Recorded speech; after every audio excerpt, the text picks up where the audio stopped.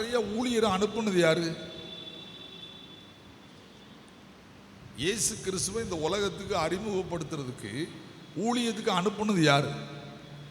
பிதாவாகிய தேவன். அப்ப இதுல குறை சொல்றாரா? எனக்கு முன்ன வந்தவங்களாம் ஒருத்தனும் சரியில்லைன்னு குறை சொல்றாரா? இந்த வசனத்துக்கு சரியான விளக்கம் கள்ளரும் கொள்ளைக்காரரும் அப்படின்னு நம்ம இதை கொண்டு வரோம்.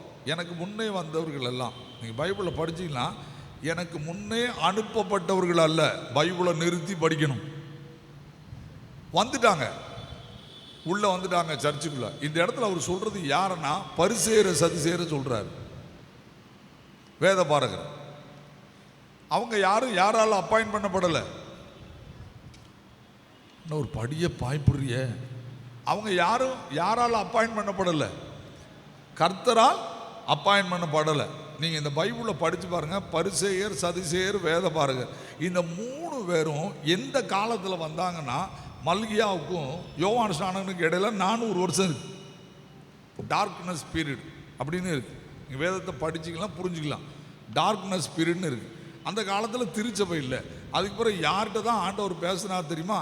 சகரியான்னு ஒருத்தன் தான் பேசினார். எலிசபெத்தையும் சகரியாவட்டும். இந்த கேப் காலத்தில் எருசலேமுக்குள்ள கொஞ்சம் பூந்து இந்த எருசலேம் ஆலயத்தை கேட்ச் பண்ணிட்டாங்க. யாரு? இந்த பரிசேயர் சதுசேயர் வேத பாரகர். புரிஞ்சுட்டா? இவங்க கேட்ச் பண்ணிட்டாங்க. பண்ணி எதை பிடிக்கிட்டாங்க? பிரசங்கம் பண்ற இடத்தை பிடிக்கிட்டாங்க. அதிகாரத்தை கையில் எடுத்துட்டாங்க. கிறிஸ்து வருகிறதுக்கு முன்னால சர்ச்சு யார் கையில் போயிட்டு? இவங்க கையில் போயிட்டு. நீங்க சரித்திரத்தை படிச்சு பார்த்தீங்கன்னா கொஞ்சம் கஷ்டமா இருக்கும். ஏன் ஆண்டவரே இதெல்லாம் அனுமதித்தீர்னு நான் யோசித்து பார்த்தேன். ஏன் ஆண்டவரை நீர் தானே 400 வருஷம் டார்க்னஸ் பீரியட்னு சொன்னீர். அப்போ ஏன் இவங்க எழுப்பி வந்தாங்க? நீங்க பைபிளை படிச்சீங்கன்னா மாம்ச வைராக்கியத்தில் யூதர்களை காப்பாற்ற வேண்டும், ஆலயத்தை மறுபடியும் கட்ட வேண்டும் அப்படிங்கிற வைராக்கியம் இருந்துச்சு.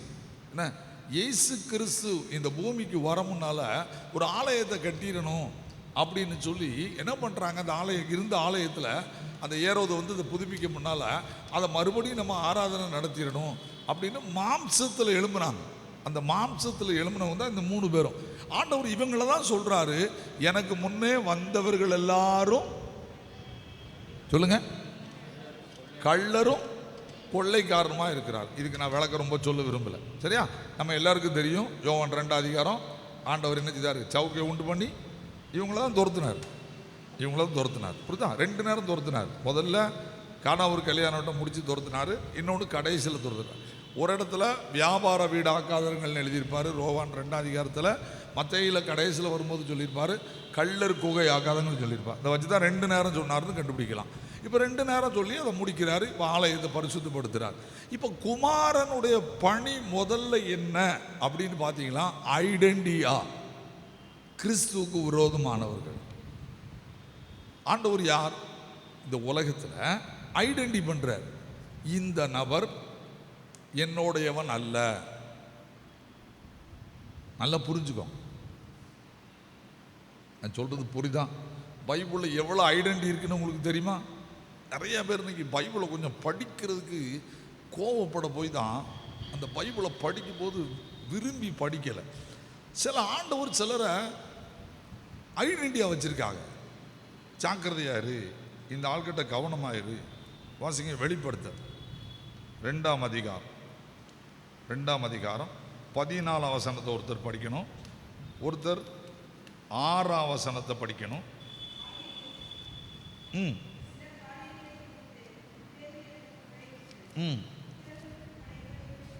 விக்கிரகங்களுக்கு படைத்தவர்களை புசிப்பதற்கும் வேசித்தனம் பண்ணுவதற்கு ஏதுவான இடரலை இஸ்ரவேல் புத்திரருக்கு முன்பாக போடும்படி பாலாக் என்பவனுக்கு போதனை செய்த பீலேயாமுடைய போதகத்தை கை கொள்ளுகிறவர்களும் முன்னிடத்தில் ஆண்டவர் ஐடென்டி பண்றார். பாருங்க, பெருகமும் சபைக்கு சொல்றார், உன் சபை நல்லா தான் இருக்கு, உன் சபை நல்லா தான் இருக்கு. ஆனா ஏன் பார்வையில் நான் அங்கிருந்து பார்க்கும் போது உன் சபையில் என்ன இருக்கு தெரியுமா? பீலேயாம் அடுத்த மக்கள் கூட்டத்தோட போய் கல்யாணம் பண்ணி எத்தனை மனைவியோடும் வாழலான்னு ஒரு ஐடியா கொடுத்துட்டு போயிட்டான் பாலாக்குக்கு. அதை கை கொள்ளுகிறவர்கள் உன்னிடத்தில் உண்டு. ஐடென்டி பண்றார். அடுத்த வசனம் வாசிக்கீங்க. நிக்கோலாய் மதஸ்தருடைய போதகத்தை கை கொள்ளுகிறவர்களும் உன்னிடத்தில் உண்டு, அதை நான் வெறுக்கிறேன். நிக்கோலாய் மதஸ்தனா என்னது? அப்போஸ்தலர் 6 அதிகாரம் 5 வசனத்துக்கு போனோம். யாரு? ஒரு 7 பேரை தெரிந்தெடுத்துக்காங்க தெரியுமா? பந்தி விசாரிப்புக்காரனுக்காக ஒரு 7 பேரை தெரிந்தெடுத்தாங்க. அதுல பிலிப்பு, அந்த ஒரு ஆள் தான் யாரு? இந்த நிக்கோலாய். இவன் என்ன பண்ணான்னா ஆண்டவருக்கு நல்லா ஊழியம் செய்தான். பிற்காலத்தில் விலகி விபச்சாரம் செய்கிறது பாவம் அல்ல, எல்லாம் பண்ணலான்னு இவன் தனியாக ஒரு மதத்தை ஆரம்பிச்சிட்டான். இவன் மதத்தை ஆரம்பித்து எங்கே தான் ஊழியம் செய்தான்னா எருசலேமுக்கெல்லாம் ஊழியம் செய்தான். இவனை பின்பற்றினவர்களும் சபைக்குள்ள இருந்தாங்க. ஐடென்டி பண்றார் பாருங்க. வேதத்தை நன்றாய் நாம் புரிந்து கொள்ள வேண்டும். வேதம் எதற்கு? நான் கெட்டு போகாமல் இருக்கிறதற்கு, என்னை நான் கெடுத்து விடாமல் இருக்கிறதுக்கு, எனக்குள்ளே வருகிற போதகர்கள், எனக்கு வேதத்தை சொல்லிக் கொடுக்கிறவர்கள் யார் என்பதை நீங்கள் அறிந்து கொள்ள வேண்டும். அப்படி அறிந்து கொள்ளாவிட்டால் நாமும் இந்த உலகத்தில் ஒரு காலம் கிறிஸ்துவை விட்டு விலகிடுவோம். போதனை ரொம்ப முக்கியம். 1 தீமோத்தேயு 4 அதிகாரம் 1 தீமோத்தேயு 4 அதிகாரம் 1 வசனத்தை ஒருத்தர் படிங்க பார்க்கலாம். அங்கே என்ன சொல்லியிருக்கு பாருங்க. நல்லா புரிஞ்சுக்கோங்க. பவுல் தீமோத்தேயுக்கு சொல்றார் பாருங்க. ஆவியானவர் வெளிப்படையாய் சொல்லுகிறார். பவுல் வந்து ஜெபம் பண்ணும்போது பரிசுத்த ஆவியானவரோட இணைஞ்சு ஜெபம் பண்றான். இப்போ ஆவியானவர் ஓப்பனா பேசுறாராம். ஓப்பனா என்னது? இதை தெளிவா எழுது, ஓப்பனா சொல்லி கொடுக்குறேன், வாசிங்க. நல்லா பார்த்துக்கோங்க. பிற்காலங்களிலே மனசாட்சியில் சூடுண்ட பொய்யர். இந்த சூடுண்ட பொய்யர்னா யார் தெரியுமா? 2 விதத்தில் இந்த உலகத்தில் கிறிஸ்துவை நீங்கள் அறிந்து கொள்ளலாம். ஒன்று, கிறிஸ்து இந்த உலகத்தில் பாவத்தை உணர்த்தி பாவ உணர்வு பெற்று மனம் திரும்புதல், அதனால வரக்கூடிய ரட்சிப்பு. இன்னொன்று, இந்த உலகத்தில் உன் கடனை அடைச்சிருவாரு, உனக்கு 100 மார்க் தந்துருவாரு, உன்னை ஆசீர்வதிச்சிருவாரு, ஏசுகிட்ட வா அப்படின்னு சொன்னோன்னே கை வைக்கிறவங்க நிறையா இருப்பாங்க. இதைத்தான் அந்த இடத்துல எழுதுறான். மனசாட்சியில் சூடுண்ட பொய்யருடைய மாயத்தினாலே சிலர் என்னதுங்க? வஞ்சிக்கிற ஆவிகளுக்கும் பிசாசின் உபதேசங்களுக்கும் செவி கொடுத்து. நல்லா புரிஞ்சுக்கோங்க. ஐடென்டி. இந்த வேதம் எனக்கு ஒரு நல்ல காட்டி கொடுக்கிற புஸ்தகம்.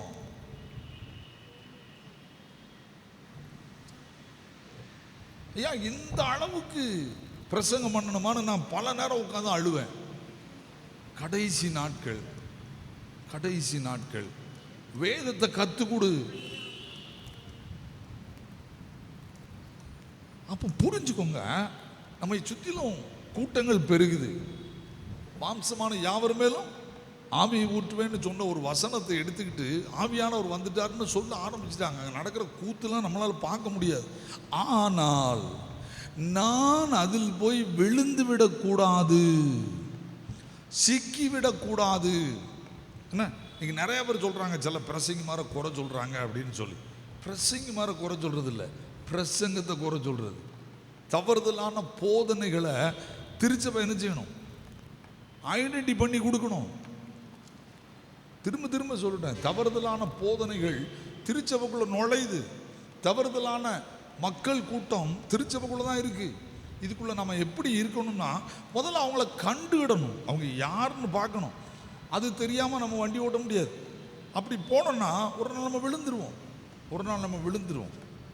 அதை நம்ம ஆண்டவர் நம்மிடத்தில் எதிர்பார்க்கிறார். கொஞ்சம் கவனமாக இருங்க, கேர்ஃபுல்லாக உட்காந்து உன் திருச்சபையை நடத்து. ஐயா, இதை நான் சொல்லட்டா எனக்கு என்ன நடக்கும்? எனக்கு தான் சாபம்.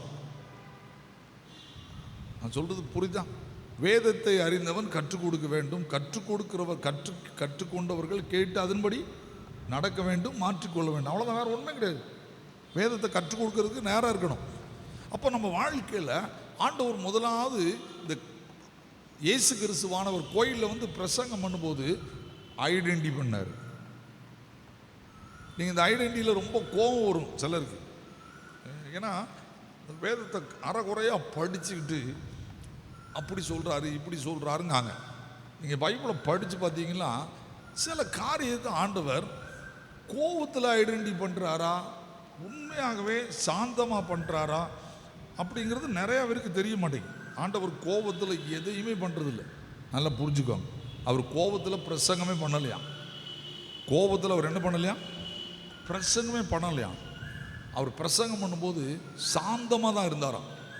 எங்களுக்கு கூட டென்ஷன் வரும், அவருக்கு என்ன செய்யாது? வரவே வராது. இதை நம்ம இல்லைன்னு யாரும் மறுக்க முடியாது.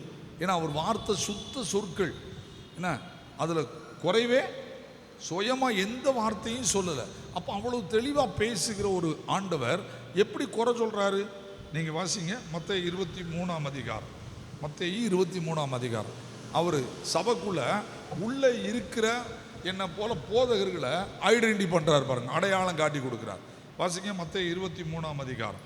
எருசலேம் ஆலயத்தில் ஒரு பண்ண பிரசங்கத்தை பாருங்க. 1ஆம் வசனத்திலிருந்து வாசிங்க.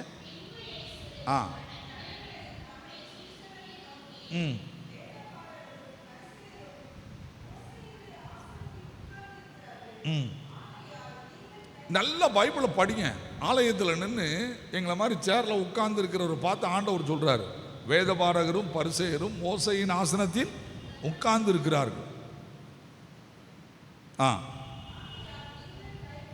நீங்கள் கை கொள்ளும்படி அவர்கள் உங்களுக்கு சொல்லுகிற யாவையும்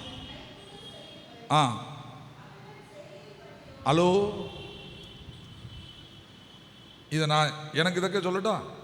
ஜெபக்குமார் ஐயர் உங்களுக்கு மோசையின் ஆசனத்தில் உட்கார்ந்துருக்காரு. நான் வேதத்திலிருந்து சொல்றதை செய்யுங்க. என்கிட்ட விளங்காத செய்கை இருந்துச்சுன்னா அதன்படி எவ்வளோ கோபம் இருக்கும் அன்னைக்கு.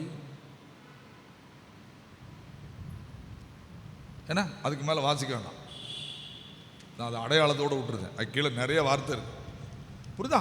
இப்போ 1 தீமோத்தேயு புஸ்தகத்தை எடுக்க. 1 தீமோத்தேயு புஸ்தகம் 1 தீமோத்தேயு புஸ்தகத்தை எடுக்க. 1ஆம் அதிகாரத்துக்கு வாங்க. 1ஆம் அதிகாரம் 18ஆம் வசனத்திலிருந்து வாசி.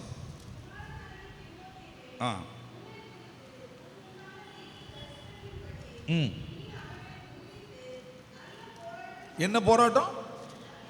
நல்லா படிச்சுக்கணும். நமக்குள்ள போராட்டம் நடந்துக்கிட்டே இருக்கும். அவர் உண்மையான ஊழியக்காரரா, இவர் உண்மையான ஊழியக்காரரா, அங்கே வல்லமை இருக்கா, இதெல்லாம் நடந்துக்கிட்டே தான் இருக்கும். இது கூடும், குறையாது. புரிஞ்சுட்டா? இப்போ அவர் என்ன சொல்றாரு? பவுல் தீமோத்தேயுக்கு எழுதுறார் பாருங்க. நல்ல போராட்டம் பண்ணும்படி கமாண்ட் பண்றாரு. இந்த கட்டளையை உனக்கு ஒப்புவிக்கிறேன், நீ விசுவாசமும். எப்பா நீ ஒரு நல்ல பேராயரா எபேசு திருச்சபைக்கு மாறிட்டா நீ யாரா இருக்கணும்? விசுவாசம் வாண்ட இருக்கணும். அந்த விசுவாசத்துக்கு ஏற்றது நல் மனசாட்சி. நல்ல பைபிளை படிங்க, வாசிங்க.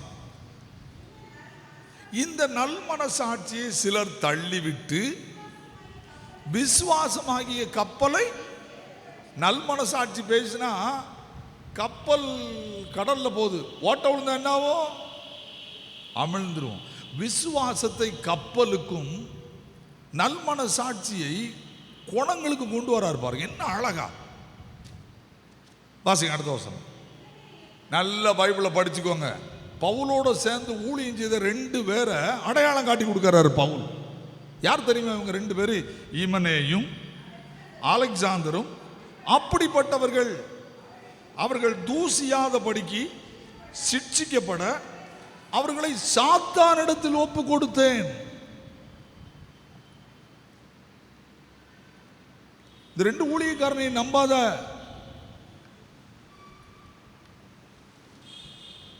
சொல்றது உங்களுக்கு புரியுதா? நிறைய பேருக்கு என் பிரசங்கத்தை கோபம் வரும். ஆனால் நான் என்னால் சொல்லுவேன், நான் பைபிளை விட்டு வெளியே போக மாட்டேங்க. இல்லை பைபிளில் இப்படிலாம் சொல்லி கொடுக்க வேண்டாம். சொல்லி கொடுக்கலன்னா நிலைமை மோசமாயிரும். சொல்லி கொடுக்கலன்னா நிலைமை மோசமாயிரும். திருச்சபையினுடைய பணி என்ன? கள்ளை வாரான், ஜாக்கிரதையாக இருந்துக்கோ. ஆண்டவர் அதான் சொன்னார். வஞ்சிக்கிறவன் எழும்பிட்டான். வஞ்சிக்கப்படாதபடி எச்சரிக்கையாயிருங்கள். எச்சரிப்பை சொல்ல வேண்டியது யார் வேலை? வேதத்தை கையில் வச்சிருக்கிற ஒவ்வொருத்தர் வேலையும். நீங்களும் உங்கள் வீட்டில் இதை சொல்லி கொடுக்கணும். ஏமா அங்கே வா, இது தப்பு, இது செய்யாத, இது பைபிள் படி தப்பு, இப்படிப்பட்ட ஊழியக்காரங்கிட்ட ஜாக்கிரதையாரு. இன்னைக்கு பெரிய பிரச்சனை யாருன்னா பிரசங்க மாதிரி தான். சாத்தான கூட விரட்டிடலாம், யாரை விரட்ட முடியல. பிரசங்க மாதிரி விரட்ட முடியல. நீ புரிஞ்சுக்கோங்க. அப்போ நம்ம வாழ்க்கையை அறிந்து கொள்ளணும். முதல்ல கிறிஸ்துவானவருடைய பணி என்ன தெரியுமா? என்னை இந்த உலகத்தில் மீட்டெடுக்கிறார். மீட்டெடுக்கிற பணியை சிலுவையில் செய்துட்டார். செய்துட்டு அதுக்கு முன்னால் எல்லா உபதேசத்தையும் எழுதிட்டு போயிட்டார். உபதேசத்தையும் எழுதிட்டு போயிட்டார். என்ன இது பவுலை பற்றியே நான் சொல்லிக்கிட்டு இருக்கேன். இப்போ நீங்கள் பேதுருவை பற்றி பார்த்தீங்கன்னா, இந்த பேதுரு வேர்ட்ஸில் மக்களை ரொம்ப யூஸ் பண்ண மாட்டான். அந்த யூதா நிருபமும் பேதுரு நிருபமும் நல்ல ஒரு அடையாளத்தை காட்டி கொடுக்கும். நீங்கள் பைபிளை படித்து பார்த்தீங்கன்னா உங்களுக்கு நிறைய நேரம் வேதத்தை உட்காந்து இன்ட்ரெஸ்டாக படிக்க மாட்டேங்க. அதான் ஒரு ரீசன். வேதத்தை உட்காந்து விரும்பி படிக்கணும். ரொம்ப விரும்பி படிச்சிங்கன்னா அதான் ஆண்டவர் நல்லா கற்றுக் கொடுப்பார். பார்த்துக்கோங்க. இப்போ நீங்கள் பார்த்தீங்கன்னா வாசிங்க 2 பேதுருவின் புஸ்தகம் 2ஆம் அதிகாரத்துக்கு வாங்க. 2 பேதுருவின் புஸ்தகம் 2ஆம் அதிகாரம். அவன் சில குணநலங்களை கற்றுக் கொடுக்கான். இவங்க இயேசு பேரையே சொல்லிட்டாரு, பவுலும் பேரையே சொல்லிட்டாரு. ஆனால் இப்போ பேதுரு கேரக்டரை சொல்லி கொடுக்காரு. பாருங்க, வாசிங்க பார்ப்போம். 2ஆம் அதிகாரம் 1ஆம் வசனத்தில் நல்லா புரிஞ்சுக்கோங்க. பேதுரு என்ன அழகா ஒரு லெட்டர் எழுதுறான் பாருங்க. எல்லா சபைகளுக்கும் எழுதுறான். என்ன எழுதுறாரு? கள்ள தீர்க்கதரிசிகளும் ஜனங்களுக்குள்ளே இருந்தார்கள், அப்படியே உங்களுக்குள்ளும் சபைக்குள்ள கள்ள போதகர்களும் இன்னைக்கு எழுதல, 1ஆம் நூற்றாண்டில் எழுதிட்டு போயிட்டார். நிச்சயமா சொல்லிட்டேன். கள்ள போதகர்களும் இருப்பார்கள். அவர்கள் கேட்டுக்கு ஏதுவான வேத புரட்டுகளை தந்திரமாய் நுழைய பண்ணி. எப்படி நுழைய பண்ணுவாங்க? தந்திரங்கிற வார்த்தையை முதல்ல எங்க கண்டுபிடிக்கலாம்? ஏவாள்கிட்ட தந்திரமா தான் பேசினான். தந்திரம் நான் சொல்றது புரியுதா? பிசாசோட எதிர்த்து நிற்பது எளிது. பிசாசின் தந்திரங்களோடு போராடுவதற்கு தேவனுடைய சர்வாயுத வர்க்கத்தை தரித்து கொள்ள வேண்டும். பிசாசு நேரடியாக வர மாட்டான், தந்திரத்தோடு தான் வருவான். வஞ்சிக்கிறவன் தந்திரமாக தான் வருவான். இப்போ இவர் இங்கே என்ன கொண்டு வர்றாருன்னா, வேத புரட்டுகளை தந்திரமாய் நுழைய பண்ணி தங்களை கிரயத்துக்கு கொண்ட ஆண்டவரை மறுதலித்து. நல்ல பைபிளை படிச்சுக்கோங்க. இந்த கள்ள போதகர்களும் கள்ள தீர்க்கதரிசிகளும் தங்களுக்கு தீவிரமான அழிவை தங்களுக்கு வருவித்துக் கொள்வாங்க. இதை நான் விளக்குனேன்னா வேண்டாம்னு நினைக்கிறேன். வேண்டாம், அதுக்கு ஒரு பெரிய டாபிக் இருக்கு உள்ள. நான் சரியா பிரசங்கம் பண்ணலைன்னா, நான் சரியா வாழ்ந்து பிரசங்கம் பண்ணலைன்னா எனக்கு நானே தீவிரமான அழிவை வருவித்துக் கொள்ளுகிறேன். பரலோகத்திலிருந்து என் மேல என்ன வந்துடும்? தீவிரமான அழிவு. எவ்வளவு கடினம் பிரசங்கமார் வாழ்க்கைங்கிறத புரிஞ்சுக்கோங்க. தீவிரமான அழிவு. வாசிங்க. அவருடைய கெட்ட நடக்கைகளை அநேகர் பின்பற்றுவார்கள், அவர்கள் நிமித்தம் சத்திய மார்க்கம் தூசிக்கப்படும். இப்ப கேரக்டருக்கு வந்துட்டாரா? என்ன கேரக்டர் கொடுக்காரு? அவங்க இயேசுவை சொல்லுவாங்க, ஆனா காணிக்கை கேட்பாங்க. நான் ஆஸ்பத்திரி கட்டுறேன், இனி ஆண்டவர் என்ன கட்ட சொன்னாரு? பிரேயர் டவர் கட்ட சொன்னாரு. இனி ஆண்டவர் முதல்ல ஒரு 20 சென்ட் வாங்க சொன்னாரு, 2 ஏக்கரை வாங்க சொன்னாரு. இப்படி சொல்ல ஆரம்பிச்சிட்டாங்கனாலே, இப்போ ஜபக்குமார் ஐயர் உங்களுக்கு ஐயரா இருக்காரு.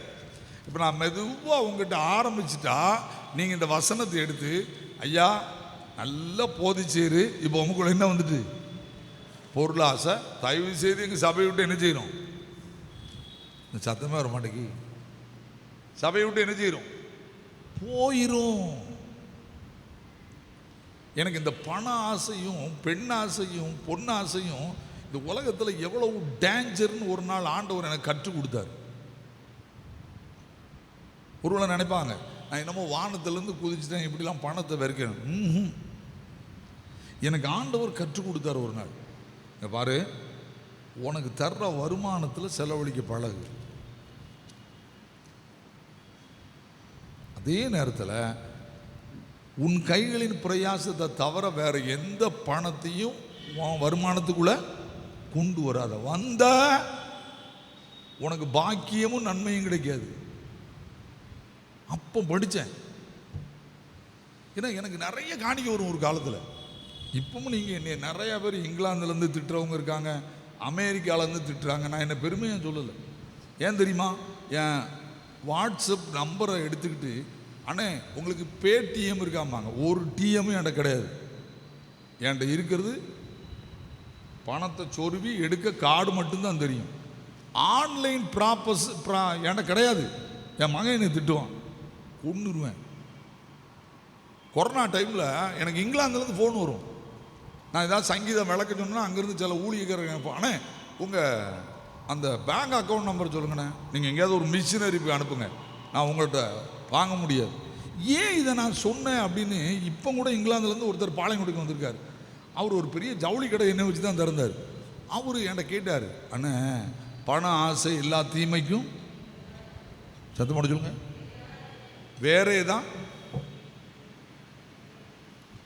அப்போ வேறு முளைக்கவே கூடாதுன்னா எனக்கு ஆண்டவர் கற்றுக் கொடுத்து உன் கைகளின் பிரயாசத்தை நீ. சரி, எங்களுக்கு நீங்கள் அவங்களுக்கு ஆன்லைனில் பிரசங்கம் பண்ண அதுக்காக காசு தர வேண்டாம். உங்கள் வீட்டில் வந்து 1 மணி நேரம் உட்காந்து பாட்டு படித்து ஜோம் பண்ணால் நான் காணிக்க தாங்க வாங்கிக்கிடுறேன். முடியவே முடியாது. நான் இது வரைக்கும் பிரசங்கம் பண்ணியிருக்கேங்க. கையில் வாங்கின கவரை எண்ணி பார்த்து வாங்கின சரித்திரமே கிடையாது. வாங்கி தூக்கி என் ஒய்ஃப்கிட்ட கொண்டு நான் இருக்கு அவளுக்கு தந்தான் போண்டே அம்மாட்டு போயிட்டே இருக்கும். ஏன்னா நான் 100% ஆண்டவரை நம்புகிறேனான்னு அவர் என்னை செக் பண்ணுறாரு. இதுதான் முக்கியம். அப்போ பொருள் ஆசை என்பது எல்லாருக்கும் வரும். வருமா வராதா? வருமா வராதா? வராத ஆளே கிடையாது. இப்போ ஜாக்கிரதையாக இருக்க வேண்டியது யாரு? வேதத்தை. இங்கே அதான் சொல்கிறார், பொருளாசை உடையவர்களாய். மறுபடியும் தந்திரம் வந்துட்டு. முதல்ல எதுக்கு தந்திரம்? வேதத்தை புரட்டுறதுக்கு ஒரு தந்திரம். அடுத்து பொருளாசைக்கு ஒரு தந்திரம் வச்சுருக்காங்க. என்ன தந்திரம்? நீங்கள் உங்கள் தாலியை கலத்தி போட்டால் உங்களுக்கு ஆண்டவர் 10 பவுன் போட்டால் 100 பவுன் தருவாங்கன்னு சொல்லுவாங்க. நான் சொல்கிறது புரியுதா புரியலையா? நீங்கள் 10 பவுன் கலத்தி போட்டுருங்க. உங்களால் இது என் புருஷன் ஞாபகார்த்தமாக அவர் தந்தார், அதை வாண்ட தர முடியாதுன்னு சொல்கிறதுக்கு என்ன இல்லை? தைரியம் இல்லை. இல்லை, ஆண்டவர் சொல்கிறாரு, பிரதர் சிஸ்டர் உன் வேலையை பட்டு போயா தர முடியாது, இது எனக்கு என் புருஷனுக்கும் உடன்படிக்கை.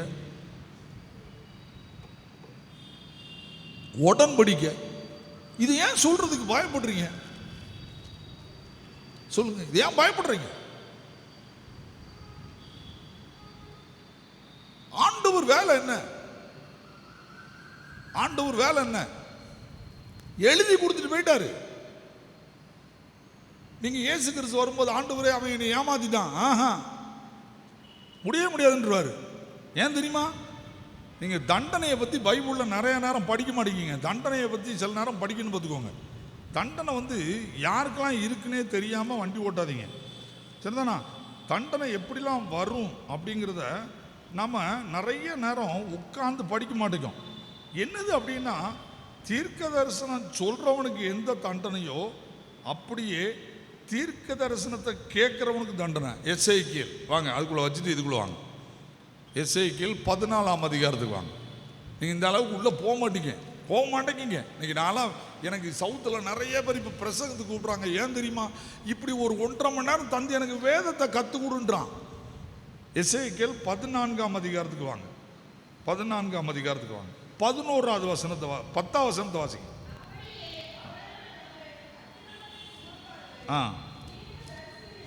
தீர்க்க தரிசிகளிடத்தில் என்னதுங்க கொஞ்சம் நிறுத்தி படிக்கணும். தீர்க்க தரிசியினிடத்தில் விசாரிக்கிறவனுடைய தண்டனை எப்படியோ அப்படியே தீர்க்க தரிசனுடைய தண்டனையும்.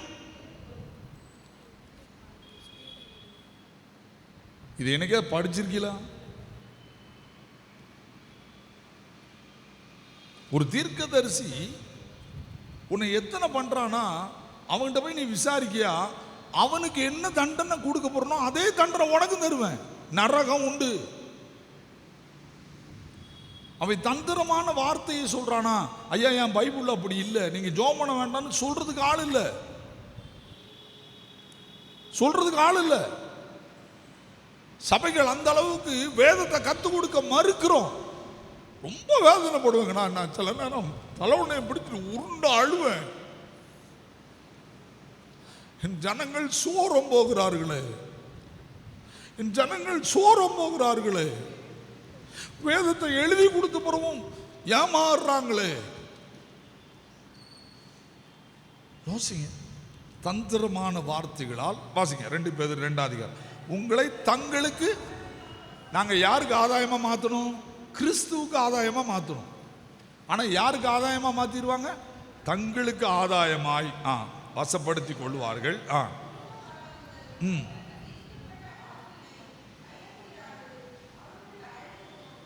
நல்லா புரிஞ்சுக்கோங்க. அவங்க அழிவு உறங்கவே உறங்காது. இடையூறு வருவது அவசியம். எவனால் வருகிறதோ அவனுக்கு. ஆமா. அப்போ வேதத்தை கையில் எடுத்து எவ்வளவு ஜாக்கிரதையா வாழணுங்கிறத படிச்சுக்கோங்க. என்னால ஒருத்தன் இடறிடக்கூடாதுங்க. அதுதான் இந்த சபையில நான் செய்ய வேண்டிய பெரிய பணி. என்னால 10 பேர் ரட்சிக்கப்படாட்டாலும் பரவாயில்ல, என்னால ஒருத்தர் நினைச்சிடக்கூடாது, இடறிடக்கூடாது. அதுதான் முக்கியம். எனக்கு நியமித்திருக்கிற தண்டனை அழியாது, அதை அழிக்கவே முடியாது. அதுக்கு என்ன அர்த்தம் போட்டிருக்கு தெரியுமா? அழிவு உறங்காதுன்னு ஏன் போட்டிருக்கு தெரியுமா? ஆக்கினே அயர்ந்துடாதுன்னு ஏன் போட்டிருக்கு தெரியுமா? திரும்பி ஜெபம் பண்ணா மன்னிப்பு கிடையாதுன்னு இருக்கு. அதுக்கு நீங்க படிச்சு பார்த்தீங்கன்னா அவ்வளோ கோபம் வரும் உங்களுக்கு. நீங்க விளக்கங்களை படிக்க மாட்டீங்க. நான் இப்போ ஒரு 10 பேர்கிட்ட செயினை வாங்கி எனக்கு ஒரு பெரிய வீட்டை வாங்கி மதிவான்கிட்ட சொல்லிட்டேன், அண்ணே ஆண்டவர் என்னை தனியாக ஊழியத்துக்கு அழைக்காருனே அப்படின்னு சொல்லிட்டு நான் இப்போ ஒரு பெரிய தோட்டத்தை வாங்கி நல்லா ஜாலியாக வாழ்கிறேன். அற்புதம் நடக்கும், அதிசயம் நடக்கும், வசனம் பிரசங்கம் பண்ணுவேன். ஆனால் எனக்கு நியமிக்கப்பட்ட ஆக்கினை அழியவே அழியாது. அதைத்தான் மற்ற 7ஆம் அதிகாரத்தில் ஆண்டவர் கொண்டு வரார். என்ன கொண்டு வர்றாரு மற்ற 7ஆம் அதிகாரத்தில்? கடைசி நாட்களில் நித்திய நியாய தீர்ப்புக்கு வரும்போது ஆண்டவர் வலது பட்சத்திலே இடது பட்சத்திலே 25ஆம் அதிகாரத்தை சொல்றார்.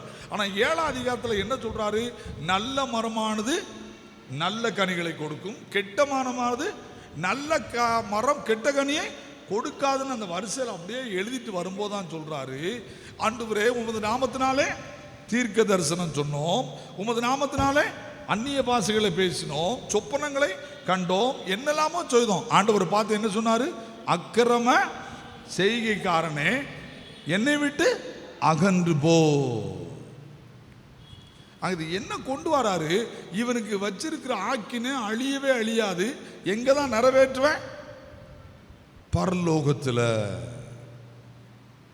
இப்போ பரிசுத்த ஆவியானவர் யாருன்னு 2 வார்த்தையில சொல்லி முடிச்சிருவேன். சரியா? இத்தனைக்கும் பாதுகாக்கிறதுக்கு ஆண்டவர் இந்த வேதத்தை உங்களுக்கு அடையாளமாய் சொல்லி கொடுத்துட்டு போயிட்டாரு. இயேசு கிறிஸ்து வேலை இதுதான்.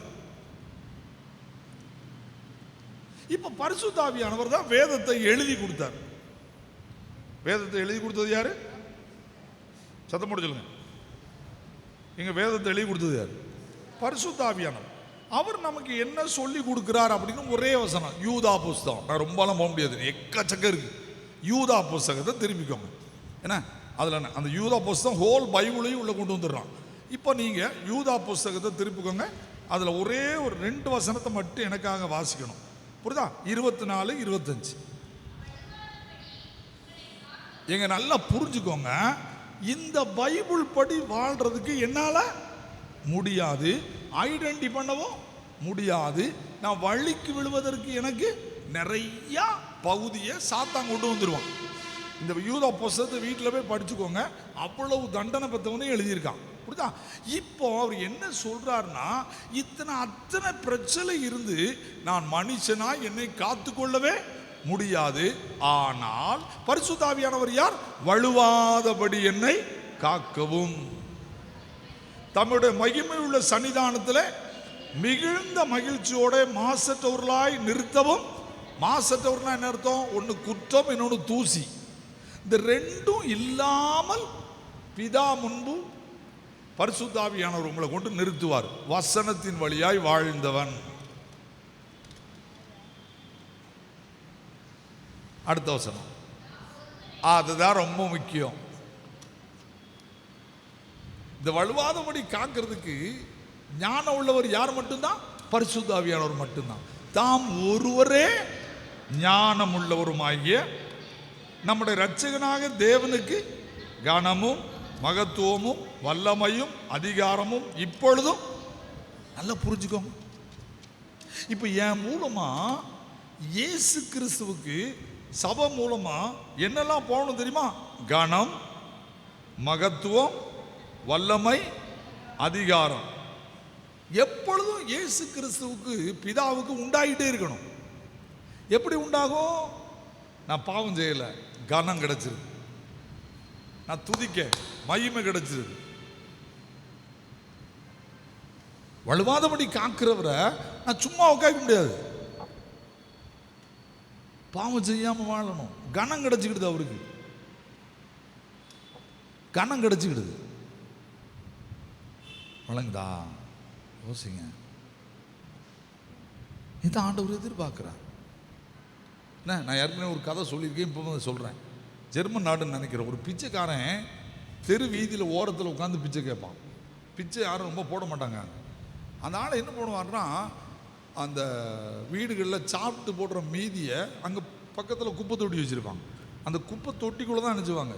இவர் ராத்திரி போய் அதை எடுத்து சாப்பிடுவார். ஒரு நாள் கோடிக்கணக்கான வைரம், கோடிக்கணக்கான ரூபாவுடைய வைரம் உள்ள வாட்ச் ஒன்று மீதி சாப்பாட்டில் உள்ளே விழுந்துருச்சு. இது நடந்த சம்பவம். இது எனக்கு சொன்னது கிங்ஸ்லி அருணோதயகுமார் அண்ணன். புரியுதா? இப்போ அது விழுந்துச்சு. இவர் போய் ராத்திரி அந்த வீட்டில் என்ன எடுக்காரு? அந்த பார்சல் எடுத்து பிரிக்காரு. எது இருக்கு? கோடிக்கணக்கான வருமானத்துக்குரிய வாட்ச் இது. அவர் என்ன பண்ணுறாருன்னா, பார்க்குறாரு, அதை அப்படியே வச்சுட்டு உள்ளே கிடக்கிற பழங்களை சாப்பிட்றாரு. பசியை நிரப்புறாரு. ரோட்டு ஓரத்தில் உட்கார்ந்துருக்கிறவர். இப்போ எழும்பி ஒரு போலீஸ் ஸ்டேஷனில் போய் எதை கொடுக்குறாரு? இந்த வாட்சை கொடுக்குறாரு. இந்த வீட்டு குப்பை தொட்டியில் நான் எடுத்தேன்னு அட்ரஸ் கொடுத்துட்டாரு. இவர் குடிச்சிட்டு சாப்பிடும்போது எதையும் சேர்த்து உள்ளதை போட்டார் பணக்காரர், வாட்சை. இப்போ என்ன நடக்குன்னா, இந்த பணக்காரர் அடுத்த நாள் காலையில் நியூஸ் பேப்பரில் கொடுக்குறாரு, என் வாட்சை திருடிட்டு போயிட்டாங்க, காணலைன்னு சொல்லி. போலீஸ்காரன் கூப்பிட்டு விட்றான். வாட்சை திருடலை, நீ சாப்பிட்டுட்டு எதில் போட்டிருக்கா? குப்பையில். அப்போ அந்த பணக்காரர் சொன்னார், இது எடுத்துக்கொண்டு தந்தது யார்? அப்போ ஒரு சொன்னாங்க, வா நான் தெருவில் ஒரு ஓரத்தில் ஒரு பிச்சைக்காரர் இருப்பான், அவனை கூட்டுவோம் அப்படின்னாராம். உடனே இவர் போய் அவரை காரில் கூப்பிடுறாரு. அவர் காரில் இவர் ஏறலை. ஏன்னா கோடிக்கணக்கான கார் அது. நடந்து போனார். ஸ்டேஷனில் போய் நின்ன உடனே இந்த பிச்சைக்காரனை பார்த்து அந்த பணக்காரர் கேட்டாராம், இதனுடைய மதிப்பு தெரியுமா? தெரியும். ஏன் நீ உனக்குன்னு எடுத்துக்கிட வேண்டியதானே? அவர் என்ன சொன்னார் தெரியுமா? எனக்குன்னு நான் எடுத்துக்கிடுவேன், எனக்குள்ள இருக்கிற இயேசு போயிடுவாரு.